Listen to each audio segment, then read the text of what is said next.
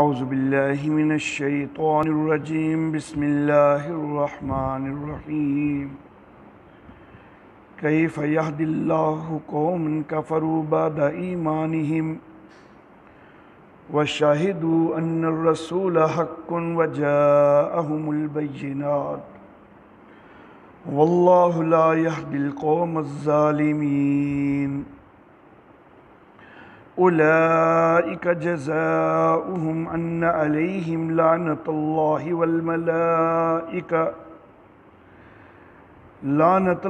والملائکۃ والناس اجمعین خالدین فیہا لا یخفف عنہم العذاب ولا هم ینظرون الا الذین تابوا من بعد ذلک وَأَصْلَحُوا فَإِنَّ اللَّهَ غَفُورٌ رَحِيمٌ إِنَّ الَّذِينَ كَفَرُوا بَعْدَ إِيمَانِهِمْ ثُمَّ ازْدَادُوا كُفْرًا لَن تُقْبَلَ تَوْبَتُهُمْ وَأُولَئِكَ هُمُ الضَّالُّونَ إِنَّ الَّذِينَ كَفَرُوا وَمَاتُوا وَهُمْ كُفَّارٌ فَلَن يُقْبَلَ مِنْ أَحَدِهِمْ مِلْءُ الْأَرْضِ ذَهَبًا وَلَوِ افْتَدَىٰ بِهِ أُولَئِكَ لَهُمْ عَذَابٌ أَلِيمٌ وَمَا لَهُم مِّن نَّاصِرِينَ صدق اللہ مولانا العلی العظیم وبلغنا نبیہ ورسولہ الکریم۔ کس طرح ہدایت دے گا اللہ ایسے لوگوں کو جنہوں نے کفر کیا اپنے ایمان کے بعد، اور وہ گواہی دے چکے کہ رسول حق ہے اور ان کے پاس بینات بھی آ چکی، اور اللہ ظالم لوگوں کو ہدایت نہیں دیتا۔ ان کا بدلہ یہ ہے کہ ان کے اوپر اللہ کی لعنت ہے اور فرشتوں کی اور سب انسانوں کی، وہ اس میں ہمیشہ رہیں گے، ان سے عذاب ہلکا نہیں ہوگا اور نہ ہی ان کو مہلت دی جائے گی، مگر وہ لوگ کہ جنہوں نے توبہ کی اس کے بعد اور اصلاح کر لی تو بے شک اللہ بخشنے والا مہربان ہے۔ بے شک وہ لوگ کہ جنہوں نے کفر کیا اپنے ایمان کے بعد، پھر وہ کفر میں ہی بڑھتے گئے، ہرگز قبول نہیں ہوگی ان کی توبہ، اور وہ لوگ گمراہ ہیں۔ بے شک وہ لوگ کہ جنہوں نے کفر کیا اور وہ کفر میں ہی مر گئے تو ہرگز ان کی طرف سے قبول، ان میں سے کسی ایک کی طرف سے قبول نہیں ہوگا زمین بھر سونا بھی، اگرچہ وہ اپنے فدیہ میں دے دے، ان کے لیے دردناک عذاب ہے اور ان کے لیے کوئی مددگار نہیں ہوگا۔ محترم احباب، سورہ آل عمران میں شروع سے بنی اسرائیل کا تذکرہ چلتا آ رہا ہے، اہل کتاب کا تذکرہ چلتا آ رہا ہے۔ اس سے قبل سورۃ البقرہ کے اندر بھی تفصیلی تذکرہ بنی اسرائیل کا اہل کتاب کا ہوا۔ سورۃ البقرہ کے اندر زیادہ تر یہود کی طرف روئے سخن رہا، سورہ آل عمران میں زیادہ تر نصارہ کی طرف روئے سخن رہا، لیکن سورہ آل عمران کے اندر کافی ساری باتیں ایسی بھی ہوئیں کہ جو مجموعی طور پر یہود و نصارہ سب کے لیے ہیں۔ اور یہ جو بنی اسرائیل تھے یہود و نصارہ، ان میں سے ایک بڑی اکثریت وہ اچھی طرح نبی اکرم صلی اللہ علیہ وآلہ وسلم کو پہچانتی تھی، ان کو یقین تھا کہ یہ واقعی اللہ کے نبی ہیں۔ جو مدینہ کے اندر یہودی آ کر آباد ہوئے تھے تو ان کے یہاں پر آباد ہونے کا ایک بڑا مقصد یہ تھا کہ انہیں اپنی کتابوں کے ذریعے یہ معلوم ہوا تھا کہ نبی آخر الزمان نے اس علاقہ میں آنا ہے، اسی لیے وہ یہاں پر آ کر آباد ہوئے تھے کہ وہ آخری نبی آئے گا تو ہم اس کے اوپر ایمان قبول کریں گے۔ عیسائی حضرات، جیسا کہ میں گزشتہ دروس میں ذکر کر چکا، نجران کے عیسائیوں کا وفد آیا ہوا تھا، تو مباہلہ سے انہوں نے انکار کیا۔ اپنی محفل کے اندر انہوں نے اسی چیز کا اظہار کیا تھا کہ ہیں وہ اللہ کے سچے نبی، چلو نہیں مانتے تو الگ بات ہے، لیکن کم از کم ان کے مقابل بھی تو نہیں آ جانا چاہیے۔ اگر ہم ان کے مقابل آ گئے تو ہمارے اوپر زیادہ بربادی ہو جائے گی، ہلاکت ہو جائے گی۔ تو وہ مباہلہ سے جو انہوں نے جی چڑایا اور وہ فرار ہوئے، تو وہ اسی وجہ سے کہ وہ جانتے تھے کہ نبی اکرم صلی اللہ علیہ وآلہ وسلم واقعی سچے نبی ہیں۔ سورۃ البقرہ کے اندر اللہ رب العزت نے ایک لفظ ارشاد فرمائے ہیں کہ یعرفونہ کما یعرفون ابناءہم، کہ وہ اس کو پہچانتے ہیں کہ جس طرح اپنے بیٹوں کو پہچانتے ہیں۔ اب یہ یعرفونہ کی جو ضمیر ہے، اس کا مرجع بعض مفسرین نے نبی اکرم صلی اللہ علیہ وآلہ وسلم کو بنایا کہ نبی اکرم صلی اللہ علیہ وآلہ وسلم کو یہ یہودی اس طرح پہچانتے ہیں کہ جس طرح اپنے بیٹوں کو پہچانتے ہیں، اور بعض نے تحویل قبلہ کے مسئلہ کو اس کا مرجع بنایا کہ یہ یہودی تحویل قبلہ والی بات اس طرح جانتے ہیں کہ جس طرح اپنے بیٹوں کو جانتے ہیں۔ لیکن اگر یہ دوسری تعویل بھی لی جائے نا، تو تحویل قبلہ کو کیا جانتے ہیں؟ وہ یہی جانتے ہیں نا کہ آخری نبی دو قبلوں والا ہوگا، تو گویا کہ تحویل قبلہ کا مسئلہ اس کو مصداق بنایا جائے تو پھر بھی وہ تائید نبی اکرم صلی اللہ علیہ وسلم کی ہی بنتی ہے۔ تو نبی اکرم صلی اللہ علیہ وسلم کی نبوت کو ہی جو ہے وہ جانتے ہیں، یہی ثابت ہوتا ہے دونوں تعویلوں کے مطابق۔ بے شک براہ راست ضمیر کا مرجع نبی اکرم صلی اللہ علیہ وسلم بنا لیے جائیں، بے شک ضمیر کا مرجع تحویل قبلہ والا مسئلہ بنایا جائے، تو پھر بھی مراد یہی بنتی ہے کہ نبی اکرم صلی اللہ علیہ وسلم کی حقانیت کو پہچانتے ہیں، ان کو اچھی طرح معلوم ہے کہ وہ آخری نبی جو ہے وہ ذو قبلتین ہوگا، دو قبلوں والا ہوگا۔ تو اتنا زیادہ پہچاننے کے باوجود وہ لوگ انکار کرتے ہیں نبی اکرم صلی اللہ علیہ وسلم کی نبوت کا۔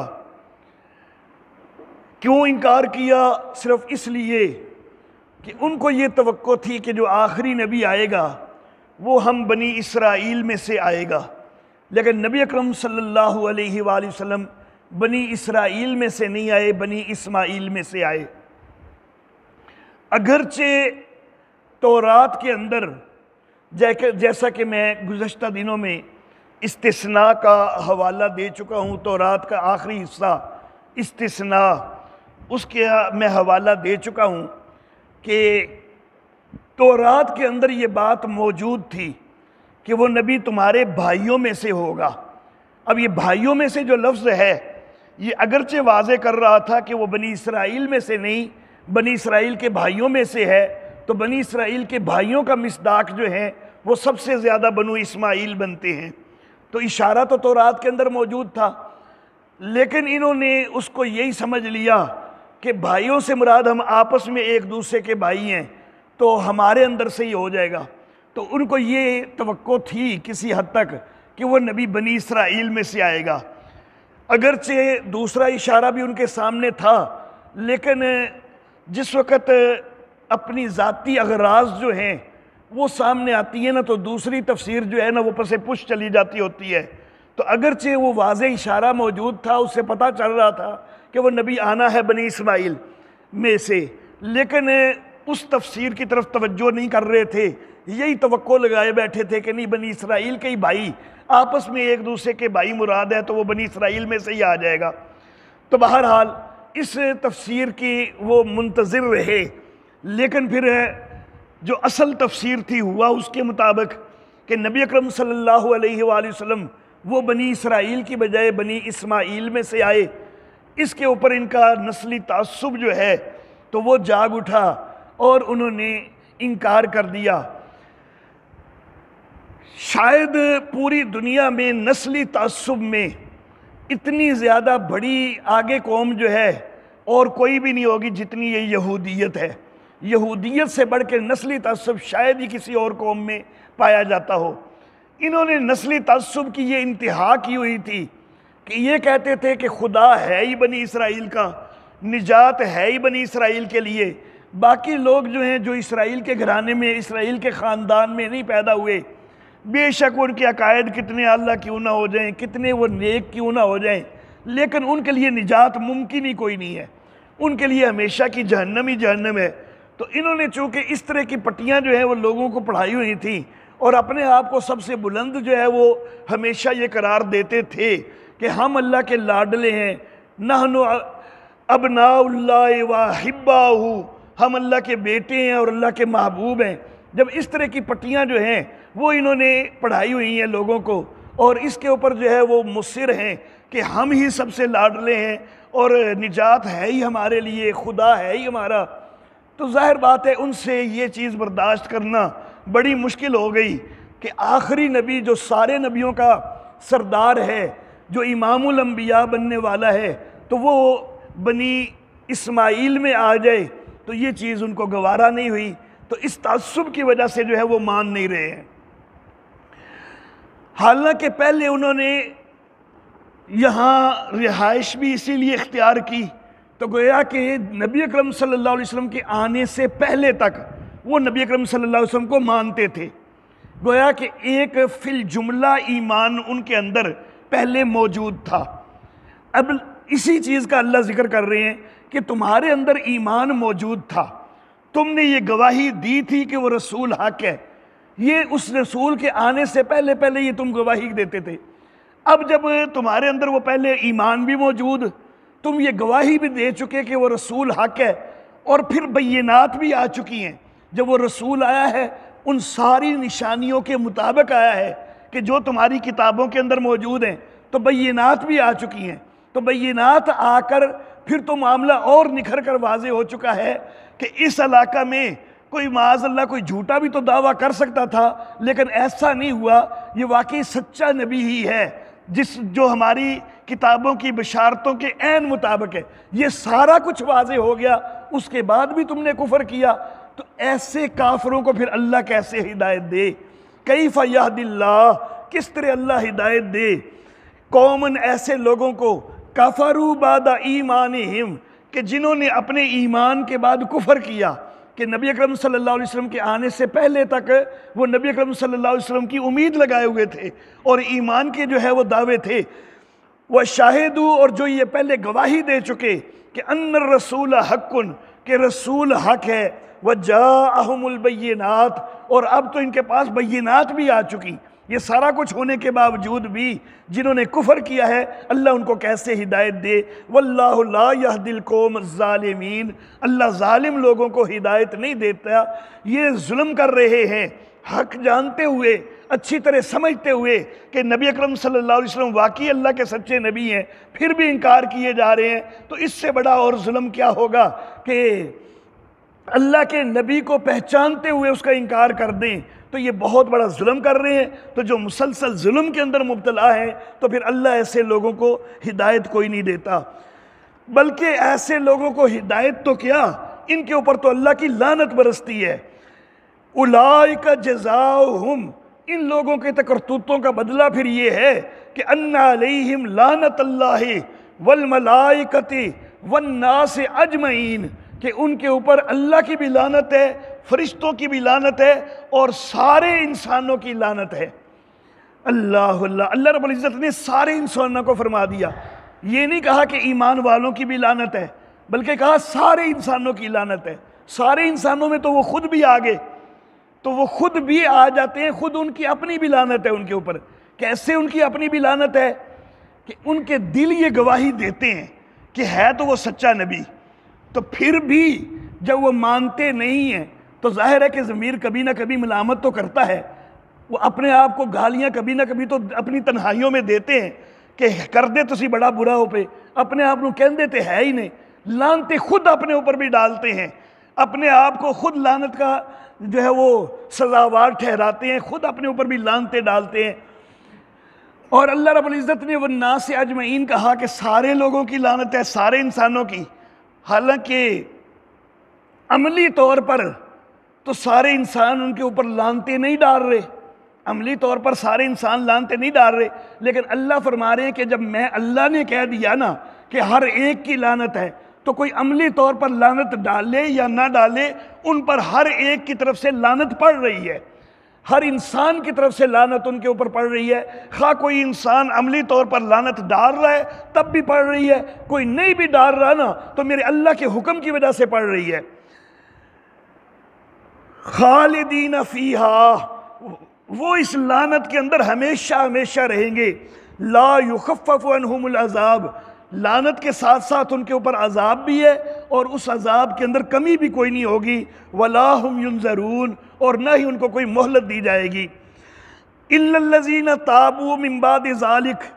پہلے وہ تخویف تھی، اس کے ساتھ اب یہ بشارت آ گئی، مگر وہ لوگ کہ جنہوں نے اس کے بعد توبہ کر لی وَأَصْلَحُوا، اور اصلاح کر لی، فَإِنَّ اللَّهَ غَفُورٌ رَحِيمٌ، تو بے شک اللہ بخشنے والا مہربان ہے۔ کرتوت ان کے بڑے برے،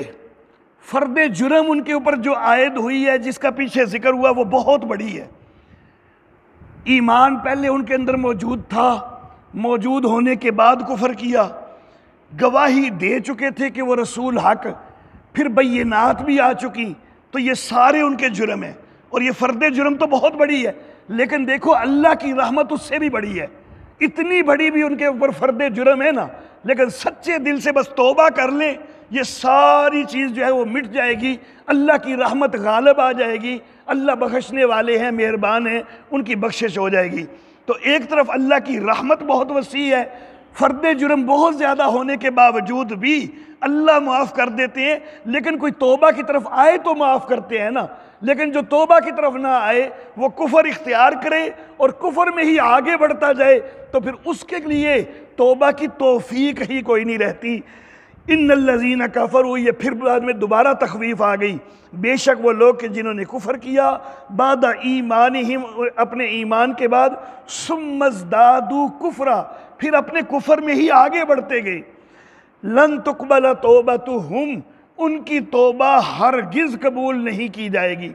یہ جو لفظ ہے نا کہ ان کی توبہ ہرگز قبول نہیں کی جائے گی، یہ ایک استعارے کے طور پر ہے کہ ان کو توبہ کی توفیق ہی اب نہیں ملے گی، کیونکہ وہ کفر کے اندر اتنے آگے بڑھ چکے کہ ان کے دلوں پر مہر لگ چکی ہے، اور جب دلوں پر مہر لگ چکی ہوتی ہے تو پھر توبہ کی توفیق ہی سبب ہو جاتی ہے۔ جب کوئی بندہ، بے شک وہ دنیا کا انتہائی گھٹیا انسان ہی کیوں نہ ہو نا، سچے دل سے توبہ کرے نا، تو پھر تو اللہ توبہ قبول کرتے ہی کرتے ہیں، جبکہ وہ توبہ اس کی نزع کی کیفیت سے بہرحال پہلے ہو۔ اگر نزع کی کیفیت اس کے اوپر، موت کی کیفیت اس کے اوپر ابھی طاری نہیں ہوئی، اس سے پہلے دنیا کا گھٹیا ترین انسان بھی توبہ کرے نا تو اللہ اس کی توبہ قبول کرتے ہیں۔ لیکن یہاں پر اللہ لفظ یہ فرما رہے ہیں کہ ان کی توبہ ہرگز قبول نہیں ہوگی، حالانکہ اگر توبہ کریں تو پھر تو قبول ہونی ہے۔ تو یہاں پر مراد یہ ہے کہ اصل میں ان کو توبہ کی توفیق ہی نہیں ملنی، کیونکہ وہ کفر میں آگے بڑھے، اور کفر میں آگے بڑھ کر گمراہی کے آخری درجے پہ پہنچ گئے۔ گمراہی کا پہلا درجہ ہوتا ہے شک، ریب، بندہ الٹی سیدھی سوچیں سوچتا ہے، چاہیے کہ ان سوچوں کو جھٹک دے، اور اگر خود نہیں جھٹک سکتا تو کسی اچھے عالم سے مشورہ لے لے، اپنے اشکالات اس کے سامنے رکھ کے اپنے دل کی تسلی کروا لے۔ لیکن اگر کوئی شک کے اندر آگے بڑھتا جائے، وہ الٹے خیالات کو جھٹکتا نہیں ہے، تو دوسرا درجہ ہوتا ہے ضلال، گمراہی، وہ بندہ گمراہی میں مبتلا ہو جاتا ہے۔ پھر گمراہی میں کئی دفعہ بندہ اور آگے بڑھتا ہے کہ گمراہ تو ہے ہی ہے، لیکن دوسروں کو بھی گمراہ کرنے کی کوشش کرتا ہے، اور ایمان والوں سے مقابلے بازیاں شروع کر دیتا ہے، ان سے بحثیں کرنے لگ جاتا ہے، ان سے جھگڑے کرنے لگ جاتا ہے، کئی دفعہ تلوار سونت کر بھی مقابلے میں آ جاتا ہے۔ ایمان والوں کے مقابلے میں آنے جب لگ جاتا ہے تو یہ تیسرا درجہ ہے، اس کو کہتے ہیں جدال۔ لیکن جس کو جدال میں بھی حد سے بڑھ جاتا ہے نا، جس کو میں دوسرے لفظوں میں کہتا ہوں کہ اکئی جدو ابو جال بن جاندے نا، تو پھر یہ درجہ آ جاتا ہے کہ اللہ اب اس کے دل پر مہر لگا دیتے ہیں کہ وہ اب اس کو توبہ کی توفیق ہی نہیں ہو پاتی، اب وہ کبھی ایمان کی طرف آنے جوگا رہتا ہی کوئی نہیں ہے۔ لیکن یہ ہوتا اس وقت ہے کہ جب اپنے کفر کی انتہا تک پہنچا ہوا ہو۔ تو جس وقت وہ ان کا کفر اور بڑھتا گیا تو اب ان کی توبہ کی توفیق کی سلب ہو گئی۔ وَأُولَٰئِكَ هُمُ الضَّالُّونَ، اور وہ لوگ گمراہ ہیں۔ إِنَّ الَّذِينَ كَفَرُوا وَمَاتُوا وَهُمْ كُفَّارٌ، اور بے شک وہ لوگ کہ جو کافر ہیں اور وہ اسی حال میں مر گئے کہ وہ کافر ہی ہیں، کفر کی حالت میں ہی ان کی موت آ گئی، موت سے پہلے انہوں نے توبہ کرنا گوارا نہیں کیا، کفر کی حالت میں ہی مر گئے۔ فَلَن يُقْبَلَ مِنْ أَحَدِهِمْ مِلْءُ الْأَرْضِ ذَهَبًا، تو سونا پوری زمین کے بھر کے بھی کوئی دے دے نا، ان میں سے کوئی ایک اس کے پاس سے پوری زمین بھری ہوئی ہو سونے کی، اور وہ اپنے فدیے میں دینا چاہے کہ یا اللہ مجھے میری طرف سے یہ ساری دولت، یہ سارا سونا لے لے اور مجھے عذاب سے یا اللہ نجات دے دے، اللہ کہتے ہیں اب وہ قبول کوئی نہیں ہوگا۔ اپنے فدیے میں پوری کائنات کی دولت بھی دینا چاہے اب وہ قبول کوئی نہیں، کیونکہ عمل کا جو دورانیہ تھا وہ اس زندگی کے اندر تھا۔ اب جو سونا دے رہا ہے اب تو عمل کا وقت ہی کوئی نہیں، زندگی کے اندر تھوڑا بھی اس نے اللہ کی راہ میں دیا ہوتا اللہ پر ایمان رکھتے ہوئے تو وہ بھی ڈھیروں ڈھیر بڑھ جاتا، اس کا بھی 700 گنا سے بھی زیادہ اجر ہو جاتا۔ لیکن اب جتنا مرضی دے دے تو اس کی توبہ تک بھی جو ہے نا، اس کی معافی تک بھی نہیں ہو سکتی، اس کو اجر ملنا تو بڑی دور کی بات، کیونکہ عمل کا وقت ہی ختم ہو چکا ہے۔ عمل صرف اس دنیا کی زندگی کے اندر ہے۔ جب بندہ برزخ میں پہنچ گیا اور جب بندہ آخرت میں پہنچ گیا تو اس وقت کوئی عمل جو ہے وہ قابل قبول کوئی نہیں۔ تو اب وہ بہت بڑا عمل بھی کیوں نہیں کر رہا، وہ ساری کائنات سے کو دولت سے بھر کے وہ بھی کیوں نہیں دے رہا، اگرچہ یہ ممکن بھی نہیں، لیکن اگر ممکن کسی کے لیے ہو جائے کہ وہ ساری زمین کو سونے سے بھر کے وہ اپنے فدیے میں دے دے، اللہ کہتے ہیں ہرگز قبول کوئی نہیں ہونا، عمل کا وقت ختم ہو چکا۔ اولئک لہم عذاب علیم، ان کے لیے دردناک عذاب ہے۔ وما لہم من ناصرین، اور کوئی ان کے مددگار نہیں ہوں گے۔ جن کو دنیا کے اندر پکارتے ہیں نا کہ جی یہ ساڈے سفارشی نے شفاعت کر دیں گے اور یہ سانو ہاتھ پکڑ کے پل صراط تو گزار دیں گے، ایسا کچھ نہیں ہونے والا۔ عقیدہ اپنا درست ہوگا، ایمان ہوگا تو تب نجات ملنی ہے۔ اگر عقیدہ درست نہیں ہے، شرک موجود ہے، کفر موجود ہے، کسی بھی نبی کا انکار جو واقعی اللہ کا نبی ہے اس کا انکار موجود ہے، تو پھر وہ کبھی بھی جو ہے کوئی ان کی شفاعت نہیں کر سکتا۔ وآخر دعوانا ان الحمد للہ رب العالمین۔